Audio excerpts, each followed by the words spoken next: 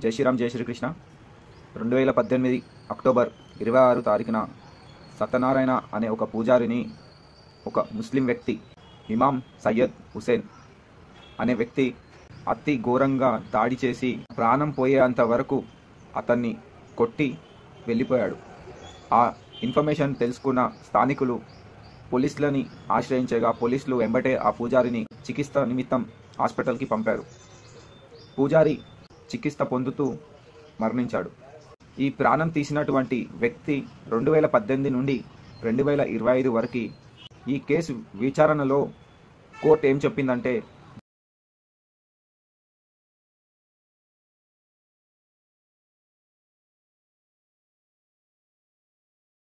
జీవిత ఖైదుగా అతనికి శిక్ష వేసింది.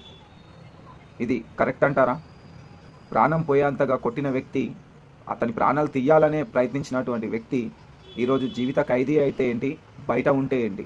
జైల్లో ఉంటూ తను కష్టపడిన సంపాదన ఎవరికిస్తాడు? ఇదే విషయం ఒక హిందువు ముస్లింని కొట్టి ఉంటే, మస్జిద్లోకి వెళ్ళి ముస్లింని కొట్టి ఉంటే అప్పుడు అతనికి ఏం శిక్ష పడుతుండే?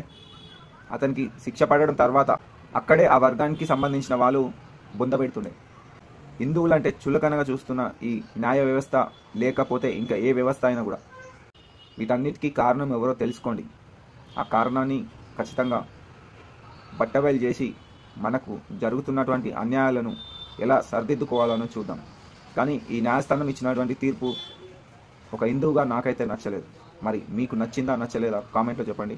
మన హిందూ బంధువులందరికీ మరొకసారి చెప్తున్నాను, మనము చూసే వీడియో హిందువులకి సంబంధించిన వీడియో అని అనుకుంటే ఖచ్చితంగా లైక్ చేయండి. కామెంట్లో జై శ్రీరామ్ జై శ్రీకృష్ణ అని రాయడం నేర్చుకోండి. కేవలం వీడియోస్, షార్ట్స్, రీల్స్ చూడగానే కాదు, చూసి వాటిని ప్రోత్సహించడం కూడా నేర్చుకోవాల్సిందిగా కోరుతున్నాను. అందరికీ జై శ్రీరామ్ జై శ్రీకృష్ణ.